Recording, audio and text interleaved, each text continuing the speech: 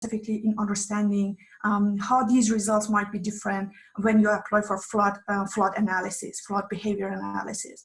What we did, this work actually came up very recently, so it is published in Advances in Water Resources 22 for more details if you're interested.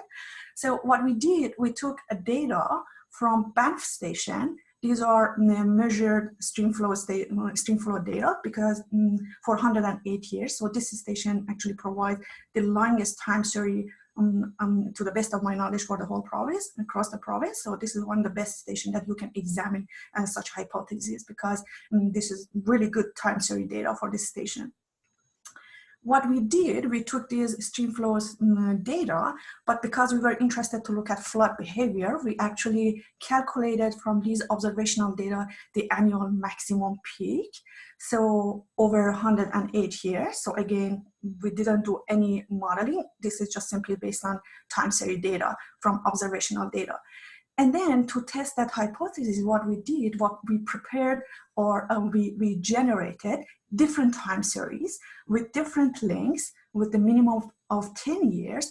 And then in our time series data that we generated from this 108 years, we developed different time series that started in different year and they ended in different year. So we tested all possible combination of different time series from this observational data that started from a certain year and ended to a certain year with different time series lengths by keeping with the minimum of 10 years.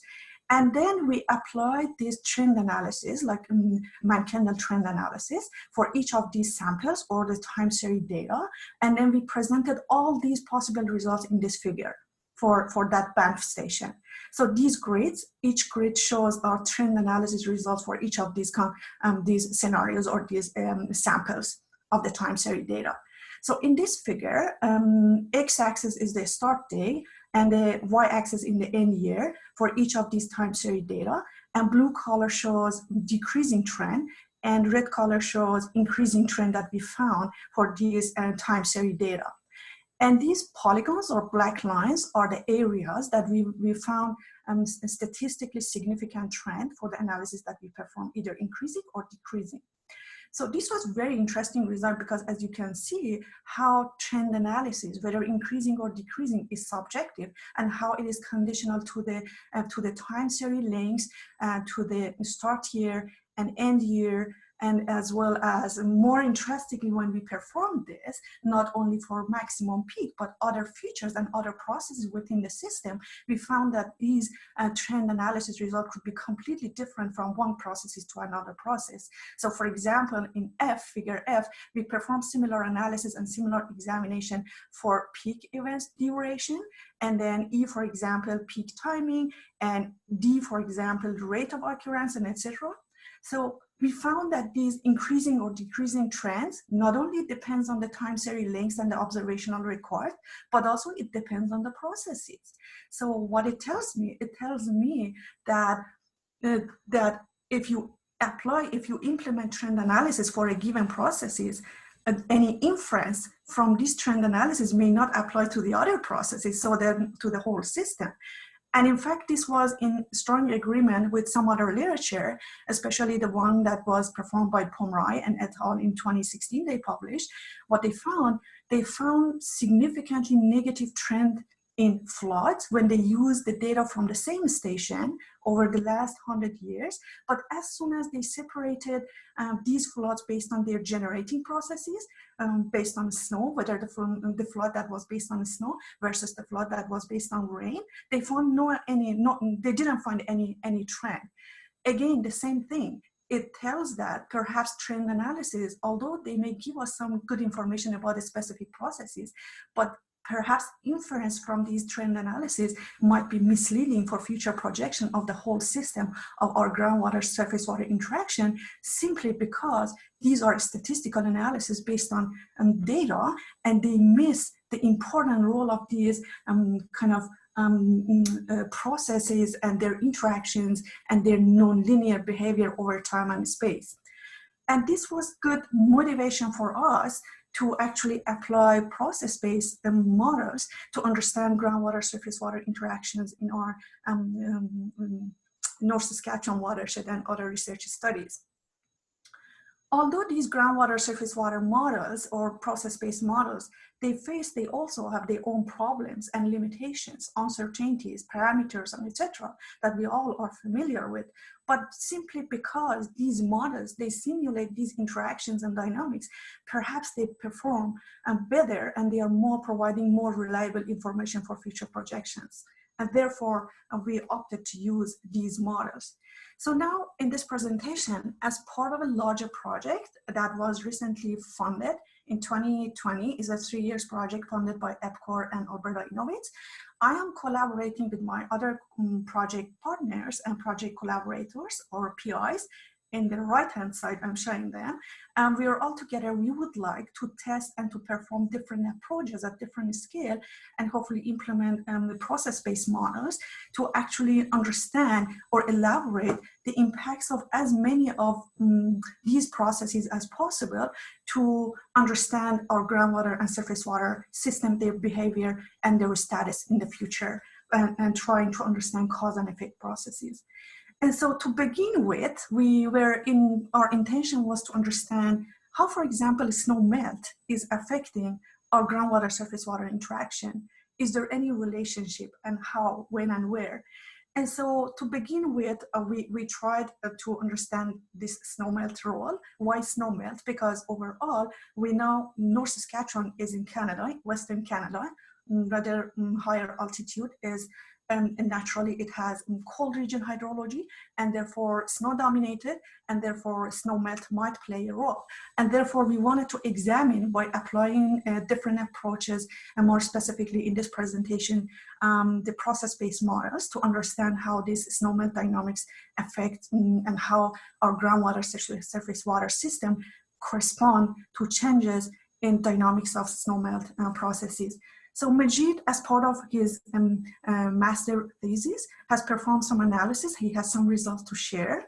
And some of these results are basically brand new results, and they just came out, and we would like to share with you. And we would really appreciate any feedback for explanation of these results. So now I would like Majid to take over the presentation and to share with us what he has found as part of his project, his research for his master's. I'm going to unshare my screen. Majid, are you over there? Yes, can you hear me? Yeah. Okay. I hope you can see the slides.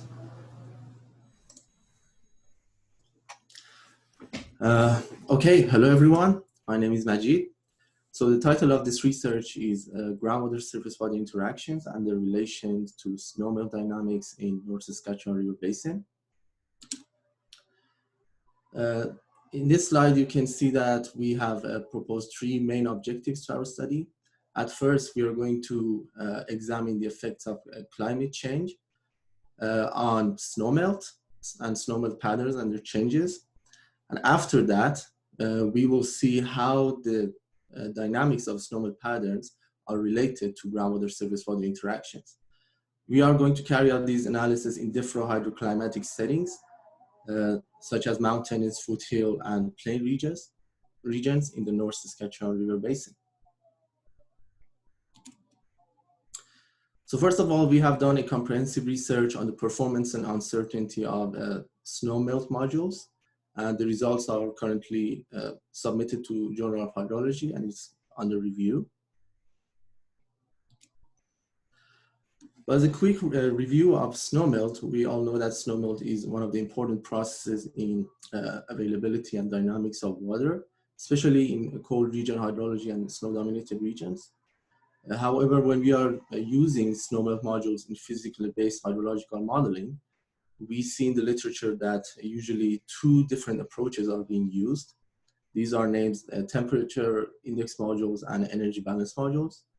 So temperature index modules are simplistic models that calculate the snowmelt as a function of temperature. However, the energy balance modules are more physically based and comprehensive assessment of snowmelt because they focus on the energy transfer between snow, soil, and the atmosphere. As a result, it is argued in the literature that energy balance modules perform better than temperature index modules because they have a more realistic representation of snowmelt. However, the problem with using energy balance approaches is that they require a larger number of input parameters, and measuring those input data in a regional scale is usually not feasible. Therefore, because we don't have such input data in regional scale, we need to assume model parameters instead of the input data, which will ultimately increase the modeling uncertainty that we have. Therefore, for analysis of snowmelt, we had a threefold research objective. Those include quantifying the performance and uncertainty of energy balance modules and temperature index modules. And then we will quantify the share of uncertainty sources in snow depth projections under climate change scenarios. We also use multiple snow density functions to see how they affect our modeling results. So for the hydrological modeling, we used the soil and water assessment tool, the SWAT model. We embedded the energy balance module and temperature index module inside the SWAT source code. For evaluation of our modeling, we had 25 years of streamflow data from 1983 to 2007.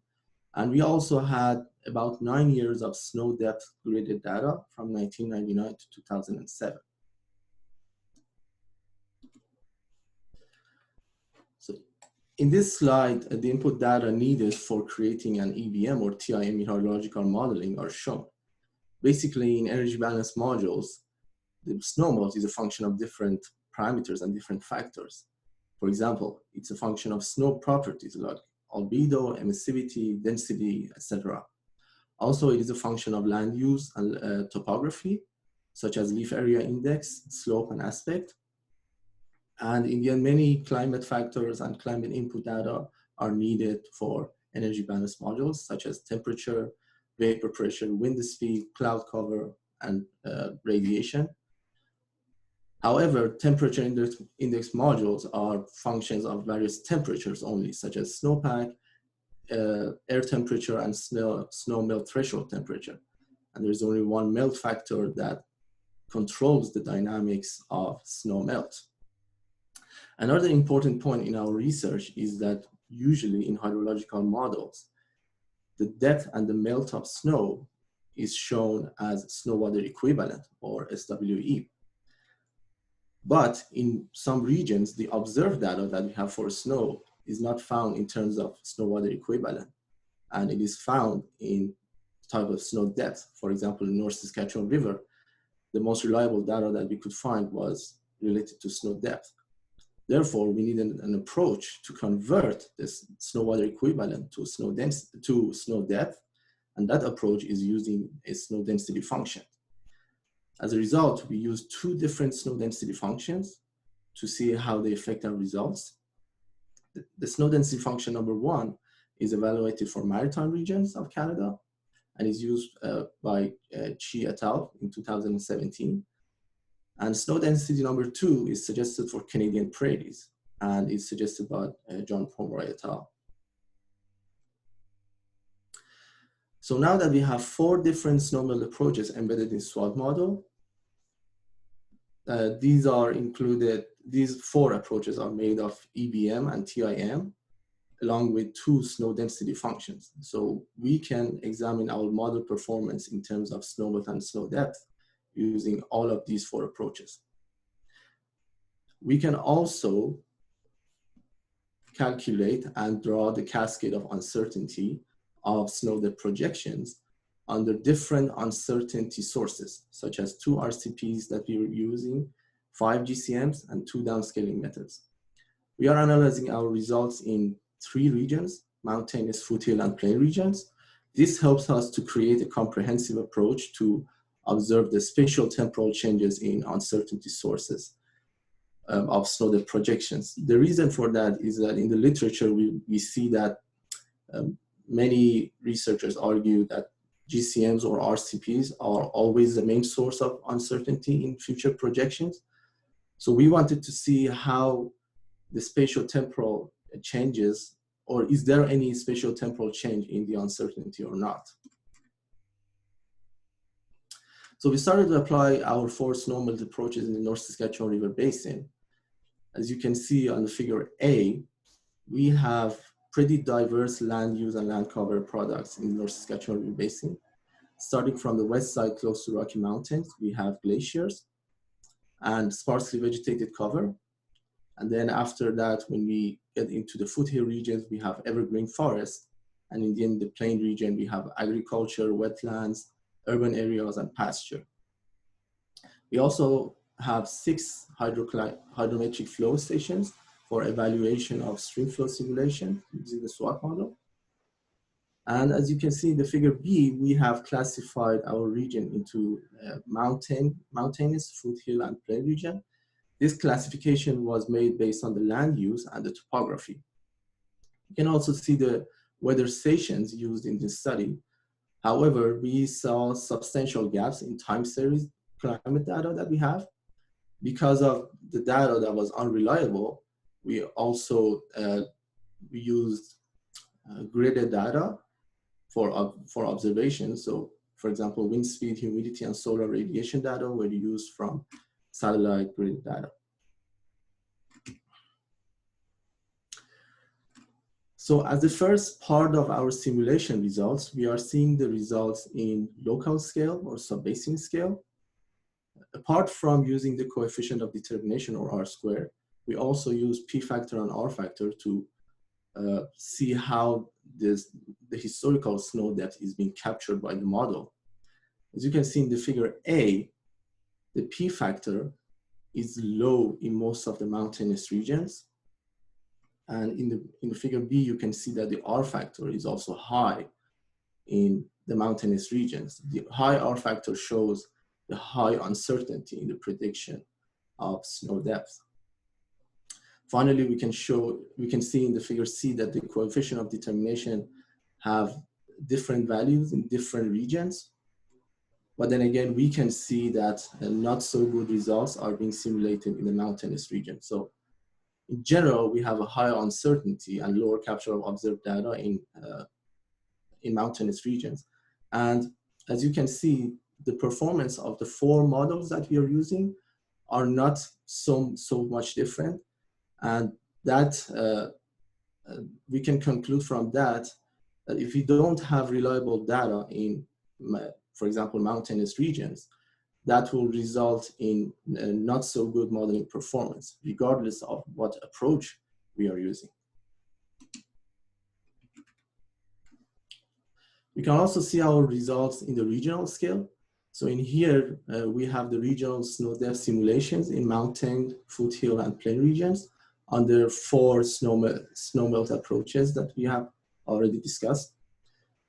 So first of all, if you look at if you look at the results for foothill and plain regions, we don't see a lot of difference in the performance of different snowmelt modules.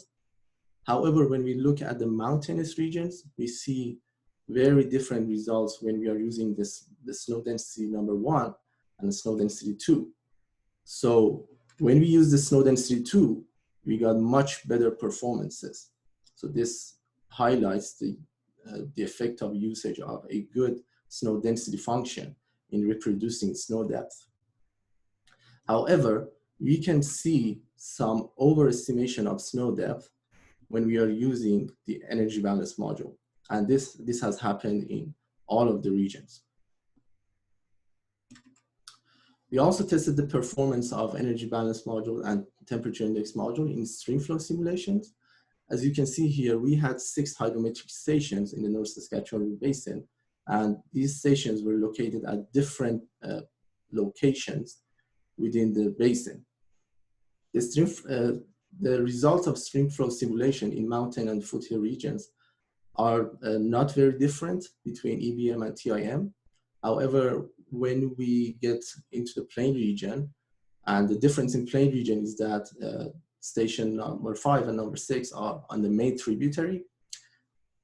But what we can see there is the overestimation of streamflow when we are using the energy balance modules. So that tells us That could be actually related to overestimation of snow depth using the energy balance module that we saw in the previous slide. Finally, we have the results of uncertainty analysis from different sources that we had, and we are showing the results in different regions. As we can see in the mountainous regions, the model parameter uncertainty, which is shown in yellow, holds the most share of the cascade of uncertainty of snow depth projections. However, this share is not the same when we move from mountainous regions to foothill and plain regions. We can see that as we move towards the plain region, the share of parameter uncertainty gets less, and other uncertainty sources such as GCMs, are downscaling methods, and particularly the interaction of all of the sources play a more important part. So that shows that the contribution of different uncertainty sources could be different in various spatial temporal settings. One important point in here is that in mountainous regions, we have a lot of parameter uncertainty. And the results, as you can see, are not so different under using any of the 4 snowmelt approaches that we had. So the high parameter uncertainty in mountainous regions gives us the idea that it doesn't matter what kind of modeling approach we use, when we do not have a reliable input data to our model, we will have uncertain results.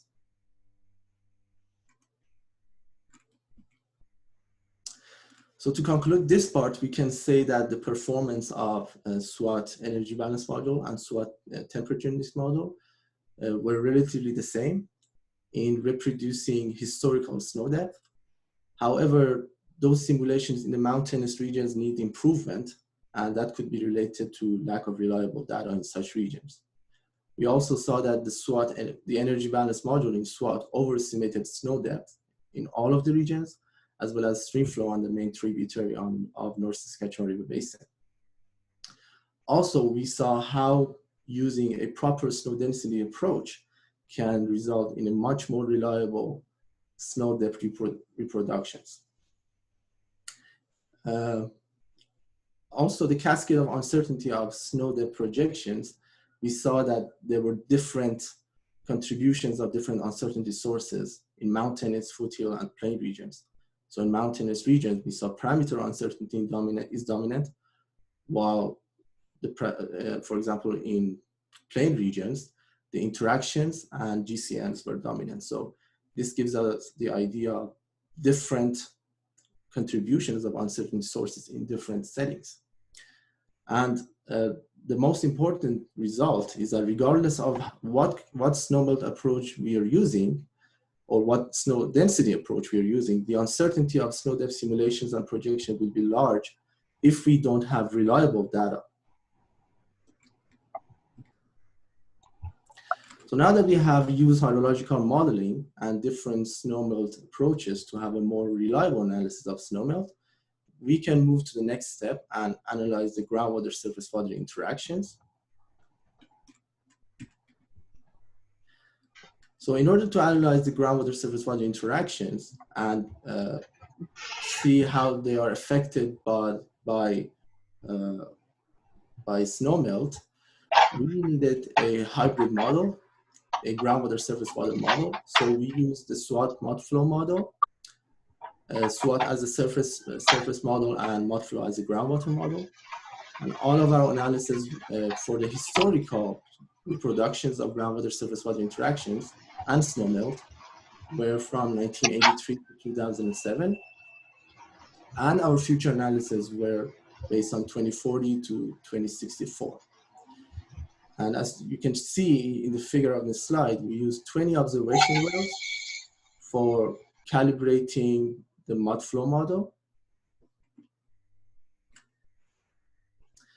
So in this slide, figure A shows the result of calibration and validation of SWAT model based on the 6 hydrometric stations that we already talked about. You can also see on the right side in figure B that we have a 101 line showing the observed versus simulated head in the location of observation wells. So these are the results of mud flow calibration.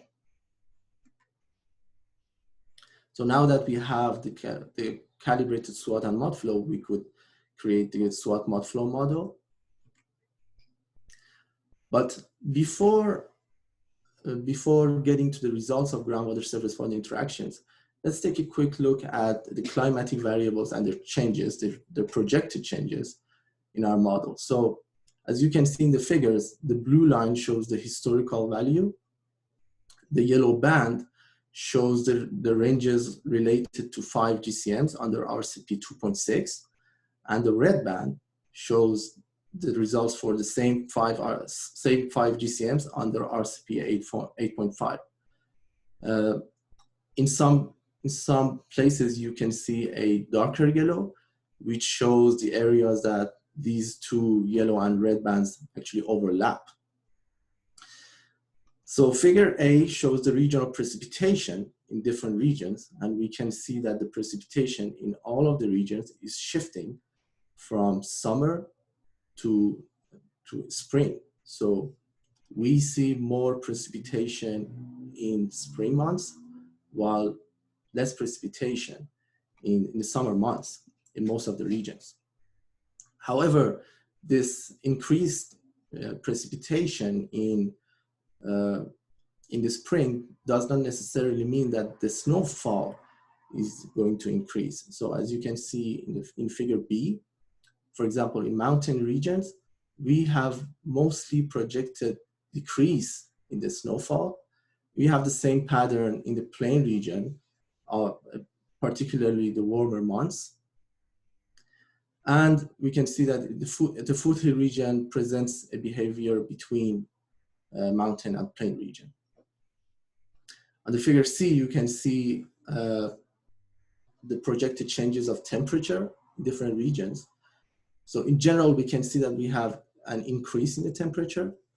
However, the ranges of RCP 2.6 and RCP 8.5 are much wider in the mountain regions. So even the projections in mountain regions are showing us more uncertain results on their future projections.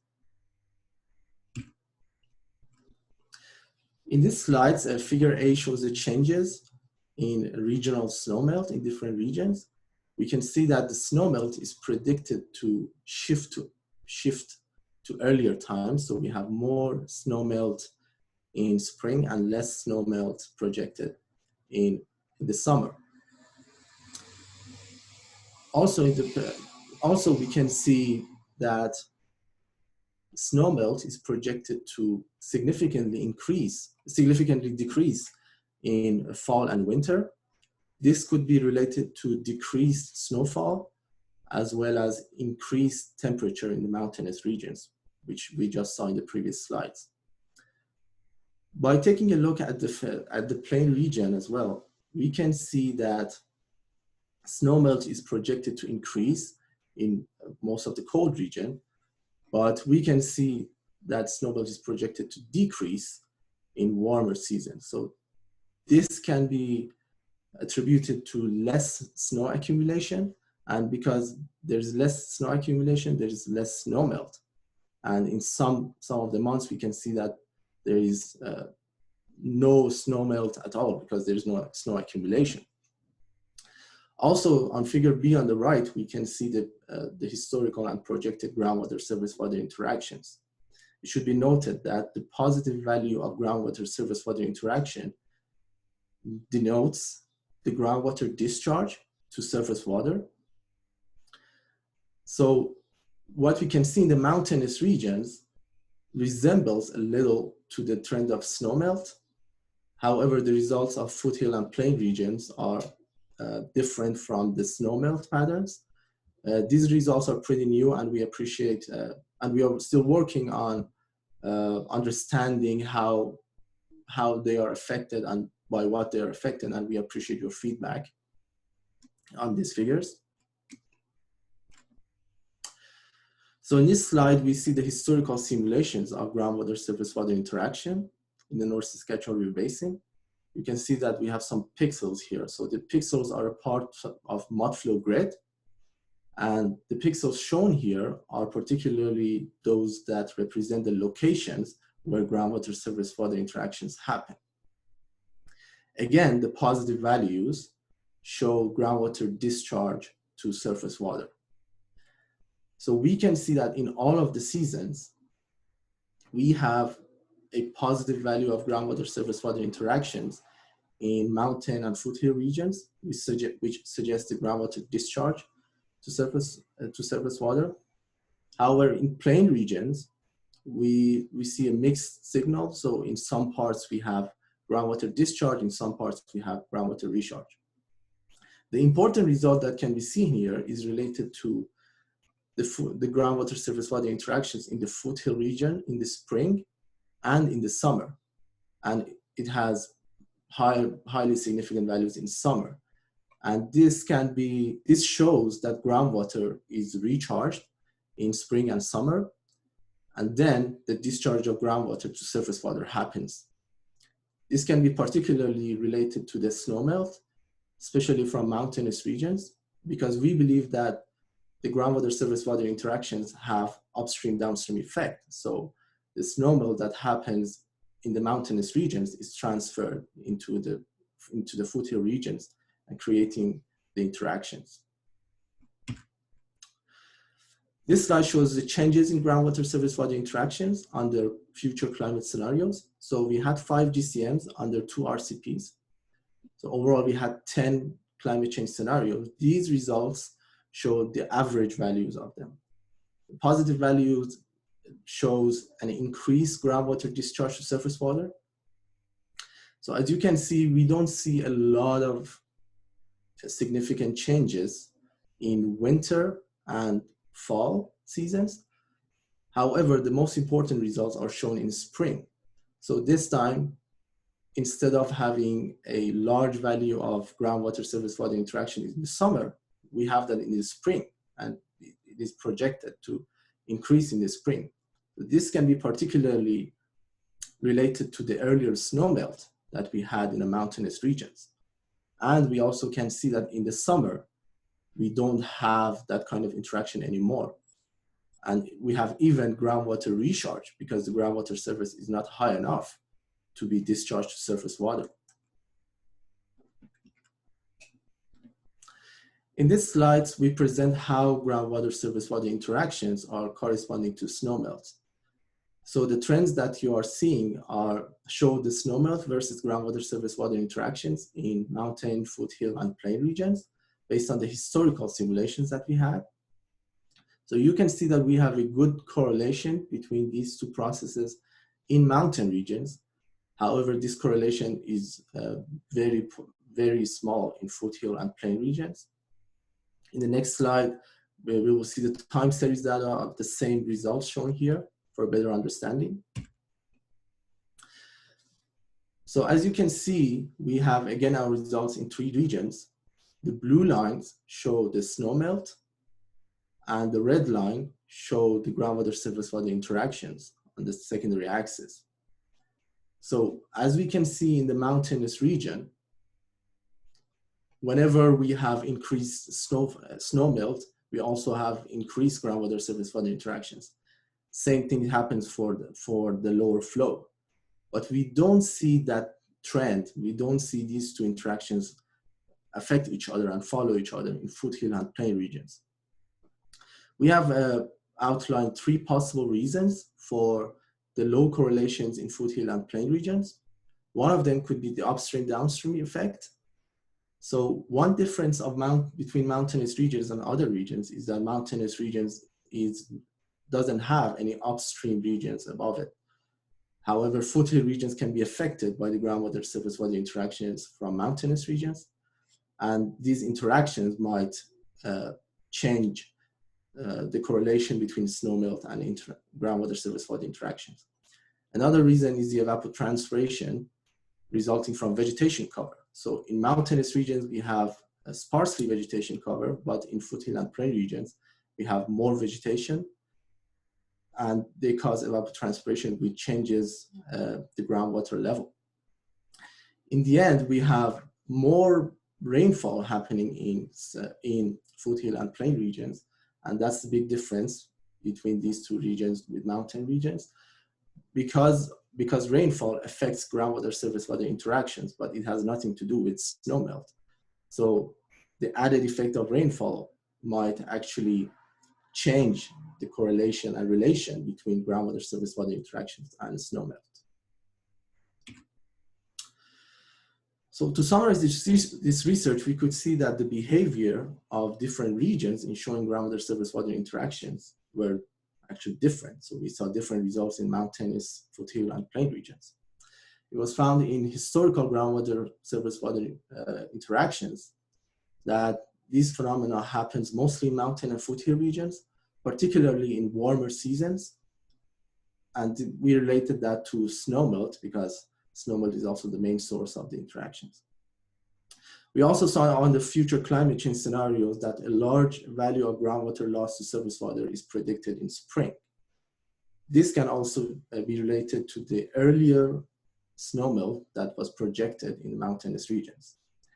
In the end, we saw a good correlation between regional snowmelt and groundwater surface water interactions in mountainous regions, but not in foothill and plain regions. We provided 3 possible reasons for them. First reason was upstream downstream effect of mountain groundwater system. Second reason was the vegetation cover in foothill and plain regions and the evapotranspiration resulting from that. And the third one was the more occurrence of rainfall, which recharges water but has nothing to do with the snowmelt. In the end, we should acknowledge that when we were conducting the hydrological modeling, we obviously made some assumptions and simplifications. For example, we didn't consider the effect of water bodies, such as wetlands and potholes, or geological natural features. So incorporating the effect of water bodies, such as wetlands, is very important, and that's the focus of our next studies. Also, we assume that the land use and hydraulic conductivity will be the same throughout the historical and future periods, which is not the real case. The effect of frozen soil on the connection between groundwater and surface water is extremely important, and we did not consider that, but this can be very effective in analyzing the results. Also incorporating the water management such as irrigation and potential developments can be beneficial to a more accurate representation. And finally, we're going to focus on assessing groundwater extremes such as drought in our next research projects very soon. So thank you very much.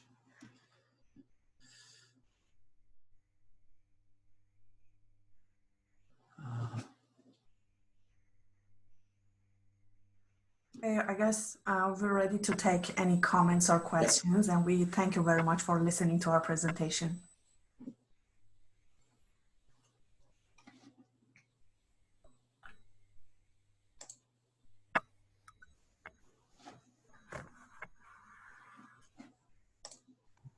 Anyone feel free to unmute themselves and ask a question. So Monireh, this is Anil. Thank you for your great presentation, and Majid also. Are you able to hear me? Yeah. Okay, so excellent work. I don't think I had a lot of comments here, but I just wanted to ask you one thing.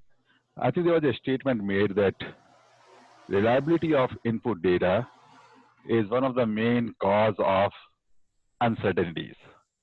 So I'm wondering what has been done or what could be done to be very careful in terms of selecting the input data to minimize some of the uncertainties, because there are a lot of uncertainties in input data itself, even the historical or gridded data. Then we are adding other uncertainties in terms of the climate change with different RCPs and different GCMs and all those kind of things. So, yeah, I think I can take this question. Thank you very much, Anil. And yeah, this is one of the key messages I hope we were able to convey, that how input data are important when dealing with process-based models. So perhaps one of the ways that I'm just thinking about, and I have actually practiced this in the past, take data from as many sources as possible, not just rely on station data, and then examine them in your like process-based models and trying to get a conclusion that what is perhaps the best set of or sources of data that perhaps presents the minimum risk or minimum uncertainty.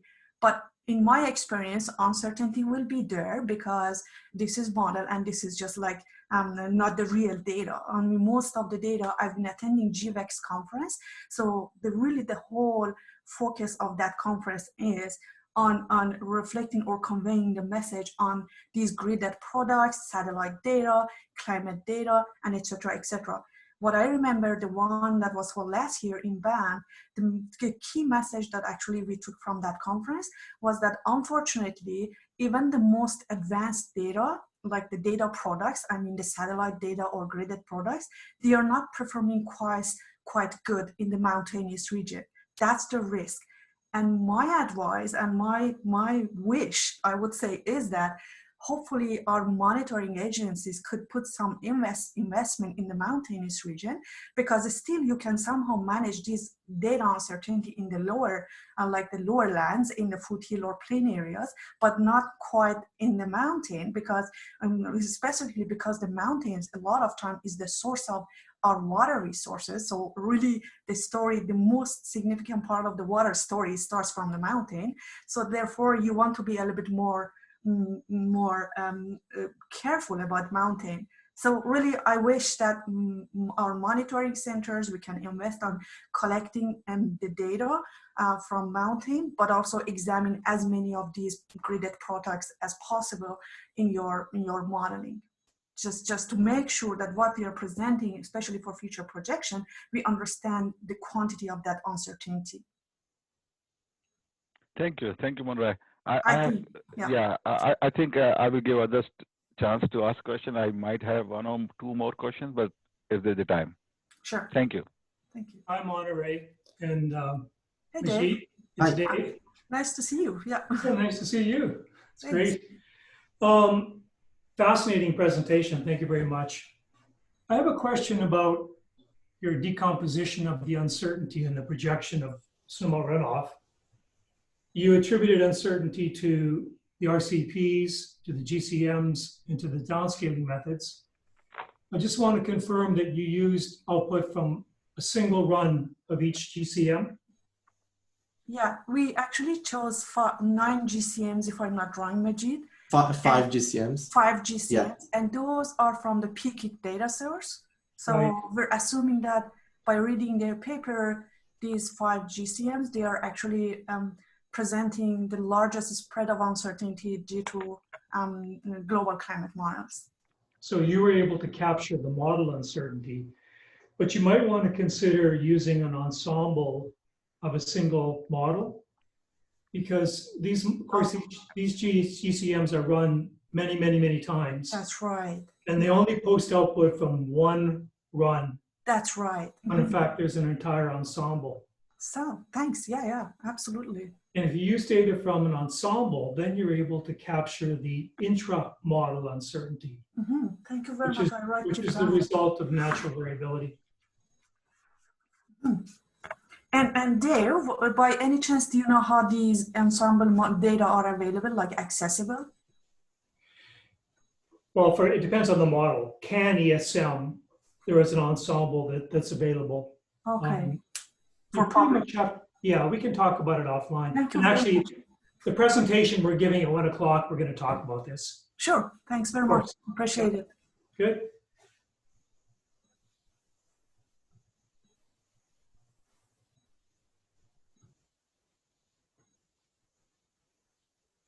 Neil, I think the floor is open for your other questions if you want. Okay, thank you. Yeah, probably, I'm not sure if there are questions or not, because I'm ignorant of some of these models here. Just a quick question about SWAT mod flow.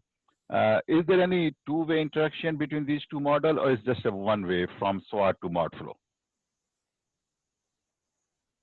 Yeah, Majid, can you take this question, please? He's the master of this modeling work. Yeah, so it's a two-way. So the percolation happens in SWAT and it is transferred to mud flow. On the other way, mud flow simulates the groundwater level, and if the groundwater level reaches the surface of ground, then the discharge of groundwater to surface water happens. So all of these things happen on a daily basis in the SWAT mud flow. So I would say it's a two-way interaction. Okay, no, good, thank you. And my last question is the relationship between snowmelt and groundwater surface water interaction. And we talk about, like, in mountainous region, you got very good correlation, like 0.5 is still good. And one of the possible reasons for getting the low correlation coefficient or relationship here is because of upstream downstream effect. Mm-hmm. So I think just for your consideration, maybe these are just my thought here. And I think one thing you mentioned that mountains, they do not have any upstream watershed. I totally understand because that's the start of the watershed. Yes. But here we are doing the surface water groundwater interaction. So for surface water models like SWAT, yeah, we can, we know the watershed area because we use the drainage divide to delineate the watershed area. But when we integrate that model with the groundwater model, the groundwater domain, we don't know the aquifers, right? Because they don't have the drainage divide. So some of the groundwater that might not be within your watershed for the surface water might be coming from other areas, right? From the adjacent basins. Yeah.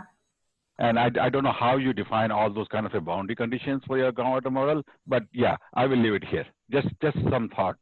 Yeah, thank you very much, Daniel. And we hope we had access to some like mapping, and we're collaborating with AGS, so hopefully we can get some ideas how our groundwater system looks like to be able to interpret our results and also to be able to understand how big or how small our assumptions were in defining these boundary conditions. I really acknowledge and appreciate that comment. Absolutely.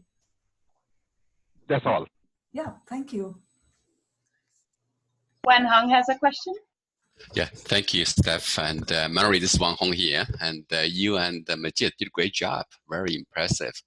So actually, I hope it's a very straightforward question. Is that I'm wondering what's the climate change trend in the North Saskatchewan River Basin? For example, it's getting warmer and or like colder and or is cooler or is more or less precipitation or more precipitation, or what kind of seasonal trend looks like. So I don't mean to get into details, but just some rough picture would be helpful. Thank you. Yeah, absolutely. I guess Majid has a slide on this he showed already. Perhaps it was fast and yes, I can show it again. Yeah. Yeah, thank you.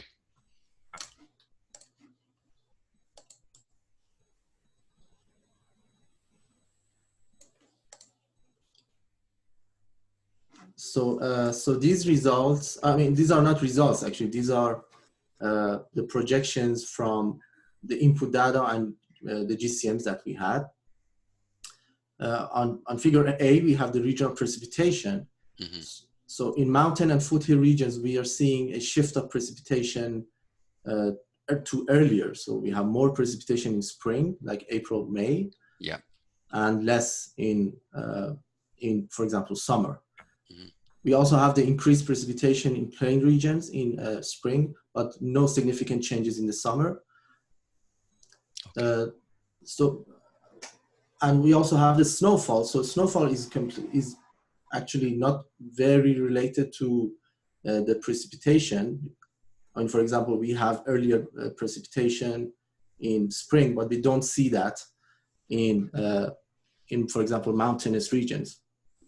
In most of the season, we see a decrease in the snowfall, also in the plain regions in the warmer seasons. But the temperature is something that the results show us that we can be more certain about what is going to happen, especially for the foothill and plain regions. But for the mountainous regions, we have a very wide bands of predictions based on GCM. Thank you. You're welcome. Are there any other questions? I'll open the floor up. Hi, this is Li Chang from the Alberta Environment Parks. I was wondering if you evaluate any systematic bias in the input data set because you are using CFSR beyond the analysis data set that has the systematic bias in the North America. Yeah, I guess I can take this question. Thank you very much, Yang. So, yeah, we have published a paper in 2015 and 2017, 2 papers. And what we did basically, because our mountains and as well as in the northern and latitudes of the province, we are missing a lot of like good quality data. What we did, as I already mentioned in one of the comments, we actually examined different sources of data, including CFSR, including other gridded products for different gridded products and satellite products. And so we came up with a combination approach. What we did, we examined them in reproducing historical stream flow data across the province and different tributaries and the main streams. And so we developed a code could actually automatically take different combinations from different sources. And we eventually came up with the, I won't say the word best, I don't usually like this word, but the combination that performed more reliable stream flow data. And for this specific project, my apologies, for this specific project, we use that combination. So the data comes from, so it's not just a station and it's not just a CFSR, it's combination from different sources, depending on which one performed better in reproducing stream flow data. Because you mean that you selected meteorological forcing data set every single grid cell, depending on the scale of each gridded meteorological data set? Did you mean the grid related to the data source we're using? Yeah.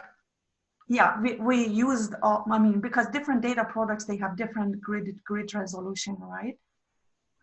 No, I mean you selected the meteorological data set at each grid cell, depending on the accuracy of. No, at the sub-basin scale, because we like kind of extrapolated those information to different sub-basins first, because we have over, I guess, 150 sub-basins for this specific watershed in this specific part of the research. So what we basically did, we not interpreted or extrapolated. We just simply took from the average of the 4 closest grid cells to the centroid of each sub-basin. Yeah, based on my experiences, CFSR or other reanalysis data set has a systematic wrong bias, especially at the mountainous area. Yeah, that's quite exactly. I mean, I could tell that's because we got the highest uncertainty when we examined these gridded products for the mountain as compared to the other sources. Okay, thank you. Yeah, thanks. All right, I think we have to stop there for questions. So we'll see everyone or hear everyone, or at least see your names online at 1 o'clock. Thanks so much. Thank you very much, everybody. Thank you. Thank you.